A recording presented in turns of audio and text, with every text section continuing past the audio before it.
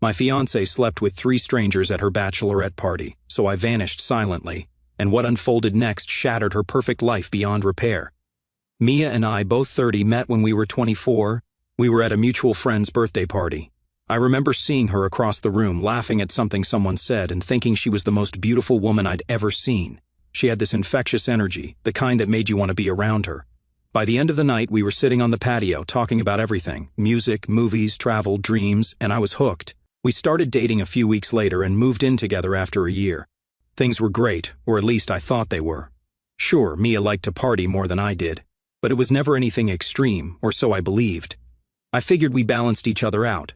I was the grounded one, and she brought the fun. When I proposed last year, I was sure I'd found my forever person. She cried when I asked her, and her answer was an immediate yes. We spent months planning the wedding together, picking out venues, tasting cakes, and arguing about whether to do an open bar. I thought we were building a life together, but apparently, I was wrong. The drama started with a package, a damn package of all things.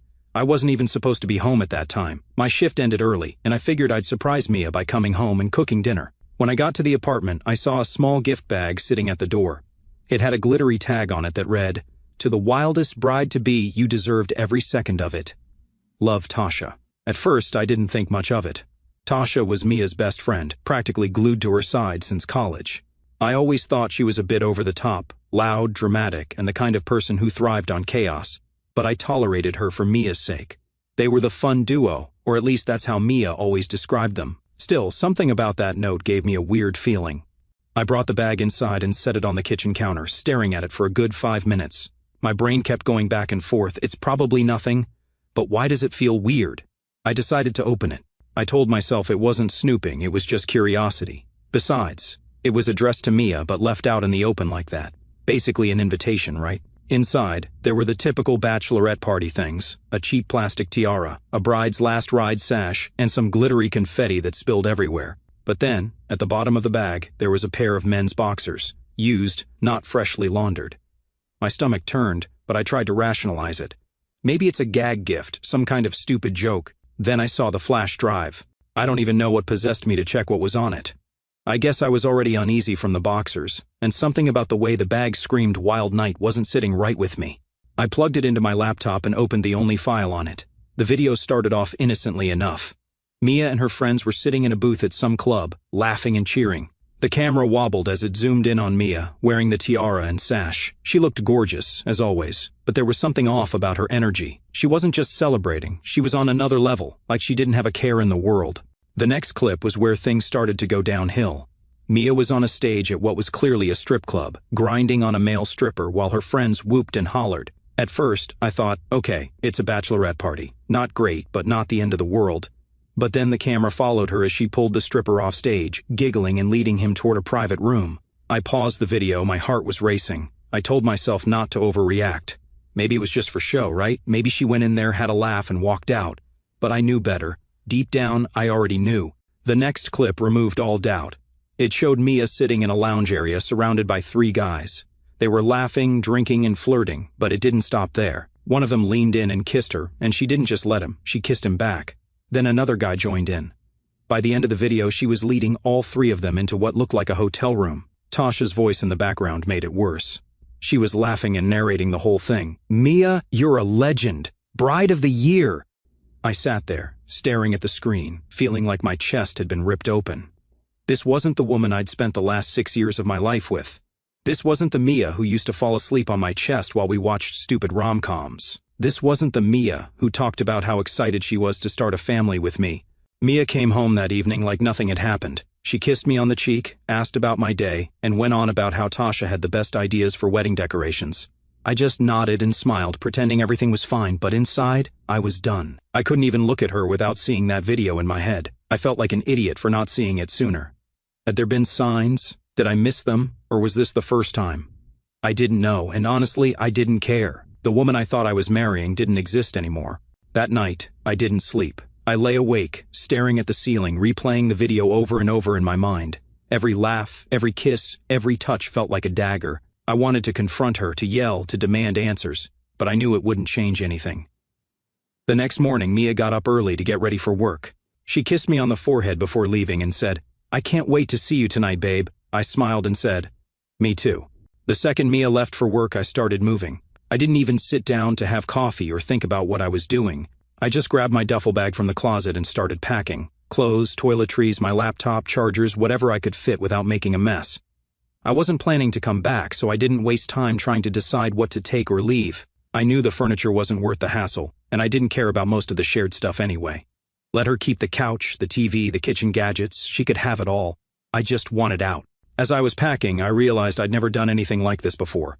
I've always been the guy who plans everything to the last detail. Vacations, work schedules, even lazy Sundays. But here I was, stuffing random things into a bag with no clear plan other than to get out of this. I grabbed my phone and started Googling places to stay. I didn't want to go to a regular hotel. It felt too cold, too close to reality. I needed somewhere I could think, breathe, and figure out my next move. That's when I found a small resort about 2 hours outside the city. It wasn't fancy, but it looked quiet, and they had last-minute availability. Perfect. I called and booked a room for a week, paid up front, and didn't even care about the price. It felt like a small price to pay for some peace of mind. Before I left, I grabbed a folder from my desk where I kept all the wedding contracts. I had no intention of paying for a wedding that wasn't going to happen. The venue was first on my list, so I called them as I walked out the door. "Hi, this is Ryan," I said, trying to sound normal. "I need to cancel a reservation for a wedding." The woman on the other end sounded surprised. "Oh, I'm sorry to hear that. Can I ask why?" I wasn't about to spill my personal drama to a stranger, so I just said, "Change of plans. Life happens, you know." She went on about cancellation fees, how they'd keep 20% of the deposit, blah blah. I didn't care. "That's fine," I said. "Just cancel it." With that done, I got in my car and started driving. I didn't even look back at the apartment. The drive to the resort felt surreal. It was like I was on autopilot, just following the GPS while my mind replayed everything I'd seen on that flash drive. Was it just the party, or had she been hiding this side of herself the whole time we were together? I stopped at a gas station halfway there to grab some snacks and water. While I was paying, my phone started buzzing in my pocket. I didn't even have to look to know it was Mia. I ignored it, but the buzzing didn't stop. Text after text, call after call. She must have gotten home and realized I was gone. I couldn't bring myself to read the messages yet. I wasn't ready for the excuses, the fake tears, or the "it wasn't what it looked like" speech. I just turned my phone on silent and kept driving. The place was small but perfect. A king-sized bed, a little kitchenette, a fireplace, and a deck overlooking the lake. It felt like a world away from everything I'd left behind. I dumped my bags in the corner, sat on the edge of the bed, and finally let out a long, shaky breath. For the first time all day, I felt the weight of what had just happened. This wasn't just a fight or a breakup. I'd left behind my fiancée, my home, and the life I thought I was building. I spent the rest of the day unpacking, but it felt weird to see my stuff in this unfamiliar space. I kept expecting Mia to call out from the other room or ask me what I wanted for dinner. Every little sound made me jump, like she was going to walk in at any moment. When I finally sat down to eat a sandwich I'd made from the snacks I brought, I checked my phone. There were over 20 missed calls from Mia, plus a flood of texts. They started out casual. "Hey babe, where are you? Did you go somewhere without telling me? Let me know when you're coming back." Then they got panicked. "Ryan, this isn't funny. Where are you? Are you okay? Why's your stuff gone? What's going on?" And finally, desperate, "Please call me. I don't understand what's happening. Please." I didn't respond. Instead, I called my parents. My parents are the kind of people who don't pry unless they absolutely have to. When I told them I'd left Mia and the wedding was off, my mom just said, "Okay, sweetie, do you want to tell us what happened?" I kept it vague. "She wasn't who I thought she was," I said. My dad chimed in, "Good for you, son. Better to find out now than later." They didn't press me for details, which I appreciated. I told them I was staying at a resort for a bit to clear my head, and they said they'd support me no matter what. That first night at the cabin was strange. I kept expecting Mia to barge in, demand answers, or somehow convince me to come back. I thought about how much time and effort I'd put into our relationship, planning dates, saving for the wedding, compromising on things like her obsession with Tasha. And for what? For her to throw it all away in one night of partying. By the time I went to bed, I'd made up my mind I wasn't going back. Not for her tears, her apologies, or her promises. This was the end, and I was okay with that. One thing kept bothering me, Tasha. She wasn't just some innocent bystander in all this. If anything, she was the ringleader. That video wasn't just a candid recording of the night. It felt like a trophy, something she was proud to show off. And that damn note on the package, "You deserved every second of it." It was practically a confession. Tasha always rubbed me the wrong way. When Mia and I started dating, Tasha was one of the first people I met in her circle. She was loud, constantly making sarcastic jokes, and always had to be the center of attention. Mia thought she was hilarious and fun, but I thought she was obnoxious. Over the years, I learned to tolerate her because she and Mia were so close, but I never trusted her. Looking back, there were red flags. Tasha would constantly push Mia to go out, even when we had plans. There were times when Mia came home drunk at 2 in the morning, with Tasha giggling in the background, shouting, "Sorry for stealing your girl, Ryan." I used to laugh it off, but now it didn't feel so funny. At the resort, I decided to confront her. Not Mia, not yet. I wanted answers from the person who encouraged this whole mess. I didn't want to call Tasha directly, so I used a burner number app to text her something vague but baiting. "Hey, it's Ryan. We need to talk about Mia. Meet me at the coffee shop on 7th tomorrow at noon." She responded within 5 minutes. "WTF, are you okay? Is Mia okay? What's this about?" I didn't reply. The next day, I drove back to the city, parked a few blocks from the coffee shop, and waited. Sure enough, Tasha walked in right on time, looking as smug as ever. She was wearing her usual over-the-top outfit, a bright pink blazer, heels that looked impossible to walk in, and sunglasses indoors. Classic Tasha. I walked in a few minutes later and sat down across from her. She looked surprised to see me, but then smiled. "Ryan, you scared me with that text. What's going on?" I didn't waste any time. "Cut the crap, Tasha. I know about the Bachelorette party." Her smile froze. What do you mean?" I leaned forward, keeping my voice low. "I mean the flash drive, the videos, the package you left on the doorstep. I know everything." She stared at me for a moment, then laughed nervously. "Oh, come on, Ryan. It's just Bachelorette party stuff. You're not seriously upset about that, are you?" "Upset?" I said, leaning back in my chair. "That's an understatement. What kind of best friend encourages someone to cheat on their fiancé and then sends them a highlight reel?" Her face turned red. "It wasn't like that," she said quickly. "It was just a fun night. No harm, no foul." I pulled my phone out of my pocket and opened the screenshots I'd saved. I slid it across the table, showing her the messages she'd sent Mia. "Bride of the year! You owned that stage, girl. Don't feel guilty. It's your last chance to be free." Her eyes widened, and she tried to push the phone back toward me. "Ryan, you're taking this way too seriously. It's just tradition, you know? Every bride deserves one wild night." "Tradition?" I said, my voice rising slightly. "Is that what you call it? Because to me, it looks like you were egging her on the whole time." Tasha sighed and leaned back in her chair, crossing her arms. "Look, I didn't force her to do anything, okay? She's a grown woman. She made her own choices. And you were right there cheering her on," I shot back. "You were supposed to have her back, Tasha. Instead, you helped her throw away everything we built together." She rolled her eyes. "Oh, please. It's not like she doesn't love you. It was just a one-night thing. You guys can move past this." That set me off. I slammed my hand on the table, making her jump. "Move past this? You think I can just forget about her sleeping with 3 guys because you call it a one-night thing? You're unbelievable." She looked around nervously, probably worried about the other customers staring. "Okay, fine," she said, lowering her voice. "I'm sorry if it got out of hand. But honestly, Ryan, this is between you and Mia. Don't drag me into it." "You're already in it," I said, standing up. "And believe me, Tasha, everyone is going to know exactly what kind of friend you are." Her eyes widened. "What does that mean?" "You'll find out soon enough," I said, grabbing my phone and walking out. On the way back to the resort, I thought about what she'd said. She's a grown woman. She made her own choices. As much as I wanted to blame Tasha for everything, she was right about one thing. Mia had made her own decisions. Tasha might have encouraged her, but Mia didn't have to go along with it. That thought made my stomach turn. I'd always seen Mia as this fun, carefree person, but now I realized she was just reckless. Tasha might have been the match, but Mia was the one who lit the fire. When I got back to the cabin, I started drafting an email. I wasn't ready to confront Mia yet, but I wanted to make sure Tasha couldn't spin the story in her favor. I attached the screenshots and videos to the email and sent it to a few of our mutual friends, just the ones I trusted to keep it quiet until I was ready to tell the full story. I didn't hear from Tasha after that meeting, but I wasn't surprised. She probably realized there was nothing she could say to make things right, and honestly, I didn't care. She wasn't my problem anymore. My next move was clear to me at the time: reach out to Mia's parents and expose everything. To get things clear, Mia's family always had this old-school conservative vibe that made me feel like I was constantly being judged. When we moved in together 3 years ago, her mom, Janet, acted like we were running some kind of underground scandal. She didn't outright say it, but the constant comments like, "You know it's not proper to live together before marriage," and the way she always looked disappointed when I mentioned our apartment made her feelings pretty clear. Her dad, Henry, was quieter about it, but still disapproving. He'd grunt whenever the topic came up and say something like, "Back in my day, we did things differently." It wasn't until Mia and I got engaged that they even started warming up to me. Once there was a ring on her finger, suddenly Janet was planning bridal showers, and Henry was offering to help us with a down payment for a house.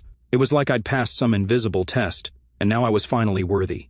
But after everything that happened, I couldn't keep the truth to myself. Mia had betrayed me, and now it was her turn to face the music, especially with her parents, who had been so smug about how perfect and proper she was.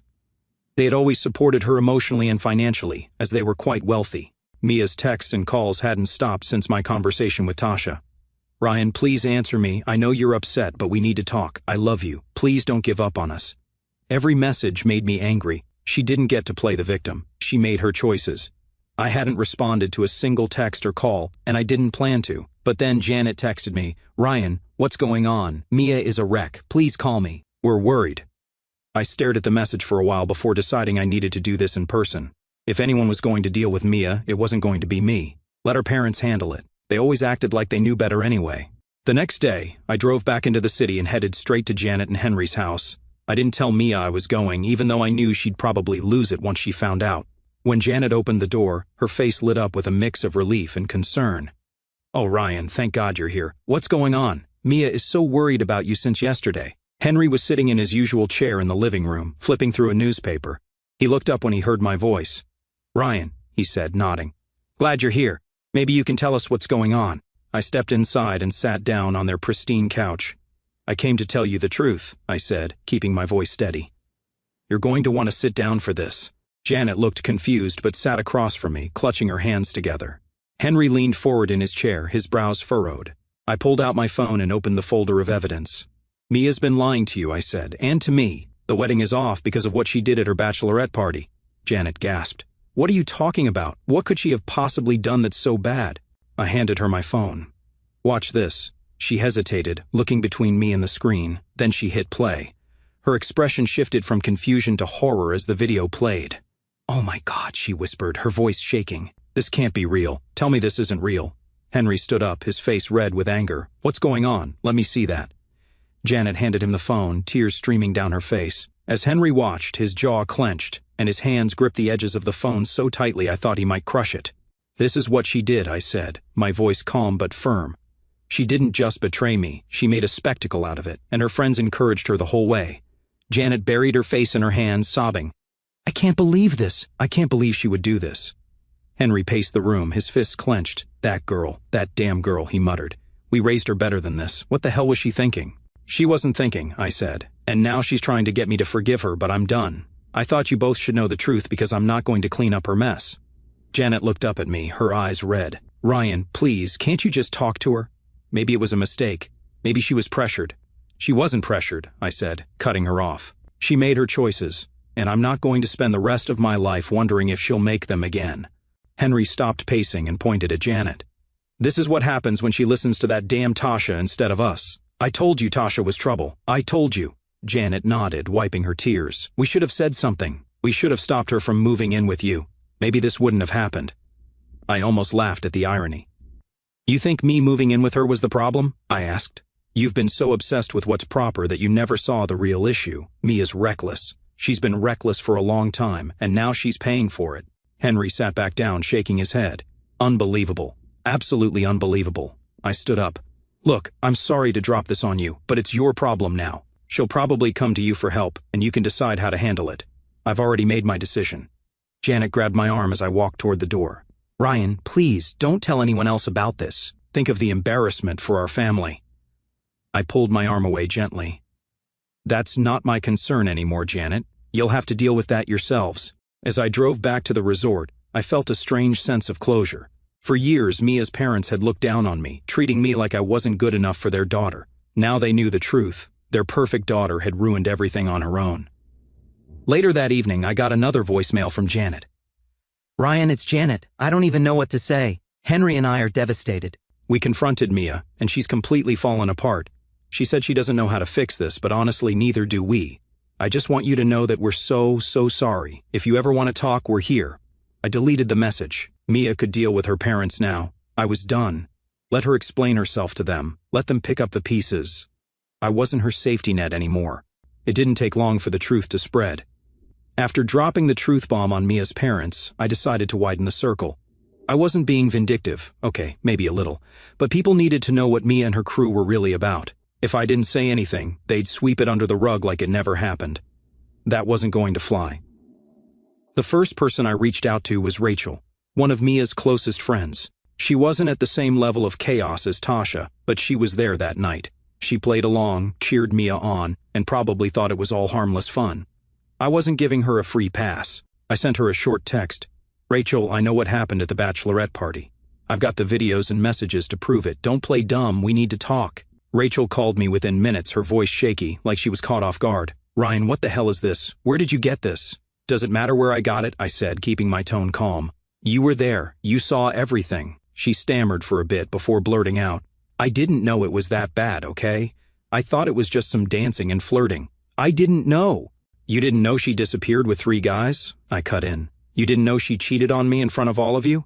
Rachel went quiet for a moment. I thought she'd hung up, but then she sighed. "Look, Ryan, I'm sorry. I should have said something, but it's not like I could stop her. Mia talked about how boring marrying you would be, and she wanted one last fun night. Tasha was the one hyping her up, and Mia was, well, she was drunk and going along with it." I almost laughed. "Going along with it? That's your defense?" "She wasn't just going along with it, Rachel. She made those choices, sober or not, and you stood there and let her." Rachel tried to backtrack. "I didn't think it was my place. It was your place," I snapped. "You're her friend." A real friend would have stopped her. She didn't have much to say after that. By the end of the call, she apologized again and swore she'd talk to Mia. I wasn't holding my breath. The next domino to fall was Tasha. I didn't have to do much there because by now Mia's parents were in full damage control mode. Janet and Henry must have laid into Mia after I left their house because the next day Mia called me over 20 times. I didn't answer a single one. Then Tasha texted me, and her tone was anything but friendly. "Ryan, what the hell are you telling people? Mia is a mess, and now everyone's acting weird with me. You need to stop this." I couldn't help but smirk when I read that. Tasha was finally feeling the heat. I didn't even bother responding, let her squirm. But the best part came when Rachel spilled the beans to the rest of their friend group. Rachel might have been complicit in Mia's behavior, but she wasn't about to go down with the ship. She started distancing herself from both Mia and Tasha, telling anyone who'd listen that she didn't know the full extent of what happened, and that she never would have supported it if she had. By the end of the week, the story was everywhere. Mia had gone from being the fun bride-to-be to the pariah of her own social circle. One of the mutual friends in their group, Chloe, reached out to me. We weren't particularly close, but she'd always been polite and respectful whenever we hung out in group settings. Her message caught me off guard. "Hey Ryan, I just wanted to say I'm sorry for everything you're going through. I had no idea Mia was capable of something like that. If there's anything you need, let me know." Meanwhile, Mia was still trying to get in touch with me. The texts had slowed down, but they hadn't stopped entirely. "Ryan, I know you're mad, but we need to talk. Please, I'll do anything to fix this. Just tell me what to do." It was almost pathetic. She wasn't apologizing because she felt bad about what she did. She was apologizing because her life was falling apart. Then Tasha and Mia finally had their falling out. It started as a quiet disagreement but quickly escalated into a full-blown argument. Tasha, fed up with being blamed for everything, told Mia, "Don't act like I made you do anything. You were all in. Stop playing the victim."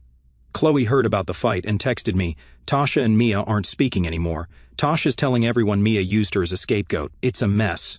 I couldn't help but feel a bit of satisfaction. For years, Tasha had acted like she was untouchable, manipulating people and causing drama.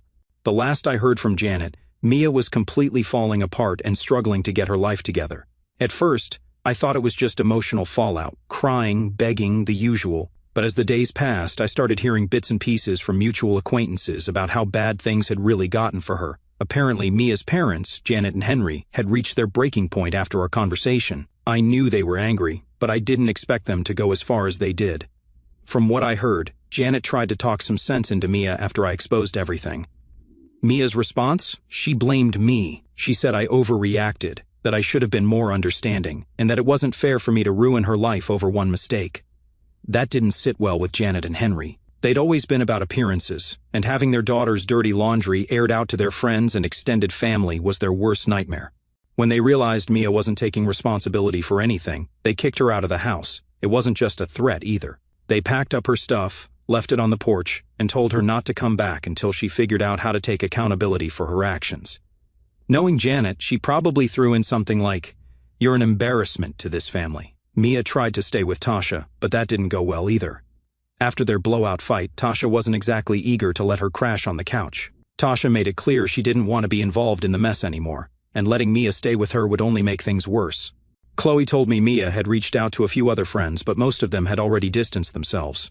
Rachel ignored her calls, and the others didn't want to risk being caught in the crossfire. By the end of the week, Mia was basically couch surfing wherever she could find a temporary place to stay. The financial fallout hit her even harder. Mia had a cushy office job at a company her dad had helped her get into. Henry pulled some strings to get her in the door, and she'd been coasting ever since. But after her parents kicked her out, Henry made it clear he wasn't going to protect her anymore. From what I heard, Mia's manager wasn't thrilled with her work ethic to begin with. She'd already been warned about showing up late and slacking off on projects. Once her personal drama started leaking into the workplace, thanks to whispers from mutual acquaintances, the company decided she wasn't worth the trouble. She was let go under the guise of downsizing. I'll admit, when Chloe told me about Mia losing her job, I felt a little vindicated. Not because I wanted her to suffer, but because it was another example of her actions catching up with her. For years she'd coasted through life, relying on other people to clean up her messes. Now she had no safety net. I heard through the grapevine that Mia tried to reach out to Janet and Henry again after losing her job. She showed up at their house, crying and begging to come back, saying she didn't have anywhere else to go. But they didn't cave. By this point, Mia was completely out of options. She didn't have a job, a place to stay, or any friends willing to help her. The texts and calls from her were getting more desperate. "Ryan, please talk to me. I have no one else. I'm sorry for everything. I lost my job, my home, everything. I know I messed up. Please give me another chance. I'll do anything to fix this. Just tell me what you want." I didn't respond to any of them. I wasn't about to let her guilt me into giving her another chance. She'd made her choices, and now she was living with the consequences. One of our mutual friends, Eric, gave me an update about a week later. Apparently, Mia had reached out to him, hoping he'd let her stay with him for a while. Eric, being the no-nonsense guy he is, shut her down immediately. "She's in a bad way, man," he told me. She was crying on the phone, saying she didn't know what to do, but I told her straight up, "This isn't my problem." Eric wasn't being heartless. He just wasn't about to let her manipulate him the way she'd tried to manipulate me. Eventually, Chloe told me Mia ended up renting a room in a rundown apartment on the other side of town. She used the last of her savings to pay for the first month's rent, but beyond that she was scrambling to make ends meet. She picked up a part-time gig at a coffee shop, but it wasn't enough to cover her expenses. "She's barely hanging on," Chloe said. "I don't think she's ever been this low." The part that surprised me the most was how quickly everyone turned their backs on her. For years, Mia had been the center of her friend group, the one who always planned the parties and brought people together. But now that she was the one in trouble, no one wanted to help her. Tasha washed her hands of Mia entirely, saying, "She's not my responsibility anymore." Rachel cut ties completely, saying she couldn't deal with the drama. Even Chloe, who had tried to stay neutral, eventually stopped talking to her. Mia had burned every bridge she had, and now she was stuck trying to rebuild her life from scratch. I'd be lying if I said I didn't feel a little satisfaction watching her unravel. Not because I wanted her to suffer, but because it proved a point. Actions have consequences. Mia had spent years relying on other people to bail her out, but now she was finally facing the reality of her choices. As for me, I was moving on. Every day felt like a step closer to leaving all the drama behind. Mia was on her own now, and honestly, that's exactly where she needed to be.